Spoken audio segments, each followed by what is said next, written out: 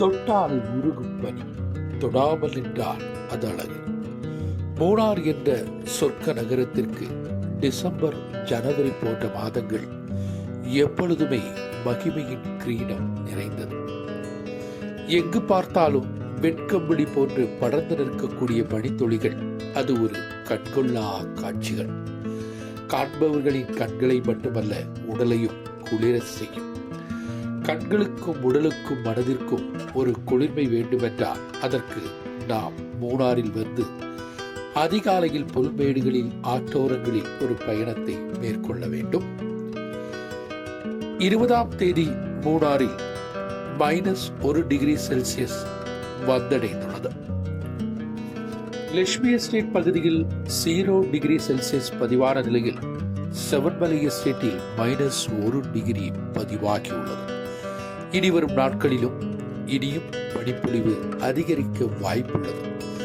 மூணார் வெண் ஆடை அணிந்ததை காண சுற்றுலா பயணிகள் மூணாருக்கு படையெடுக்கின்றனர்.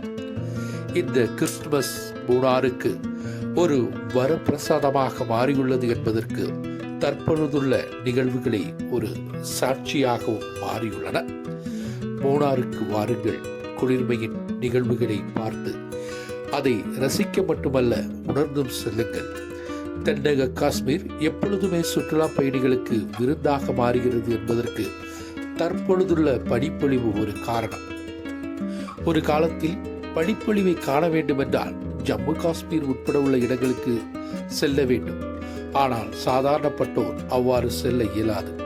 ஆனால் தற்பொழுது நாம் தென்னக காஷ்மீர் என்று அழைக்கப்படக்கூடிய மூணாருக்கு வந்தாலே பனிப்பொழிவும் அதனுடைய அருமையும் அதனுடைய அழகையும் நாம் கண்டு ரசிக்கலாம். எஸ்டேட் பகுதிகளில் நிறைந்து நிற்கும் பனிப்பொழிவுதான் இவைகள். கூடாது, ஆற்றோரங்களில் புகையென உயரக்கூடிய பனிமேகங்கள் காண்பவர்களின் கண்களையும் மனதையும் மயக்கும். வரக்கூடிய ஒவ்வொருவருக்கும் வைரமுத்துவாக மாறக்கூடிய கவிதைகளும் இங்கிருந்து பிறக்கும். காதல் மயக்கம் நமக்கு தோன்றும். எங்கு பார்த்தாலும் பனியும் குளிர்மையும் இருக்கும் போது நாம் ஒவ்வொருவரும் கவிஞராகவும், ஒவ்வொருவரும் இயக்குனராகவும், ஒவ்வொருவரும் கதாநாயகனாகவும் மாறுவோம் என்பதற்கு இந்த நிகழ்வுகள் ஒரு சாட்சி. வந்து பாருங்கள் மூணார், அதை ரசித்து பாருங்கள். அதற்கு பின்பு உங்களுடைய கருத்துக்களை தெரிவித்தும் பாருங்கள். மூணார் ஒரு நாளும் பின்தங்கிய இடமல்ல.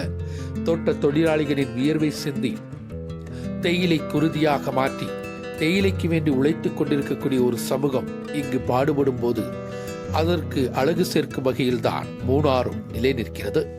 எங்கு பார்த்தாலும் மூணாரின் இயற்கை அழகு ஒவ்வொருவரையும் அழகு நிறைந்ததாக வரவழைக்கும் போது சுற்றுலா பயணிகளுக்கு இப்பொழுதுள்ள பனிப்பொழிவு கண்கொள்ளா காட்சிகள். அதற்கான சிறப்பு காட்சிகளும் புகைப்படங்களும் வீடியோக்களும் தான் நாங்கள் உங்களுக்காக இதில் பதிவு செய்துள்ளோம்.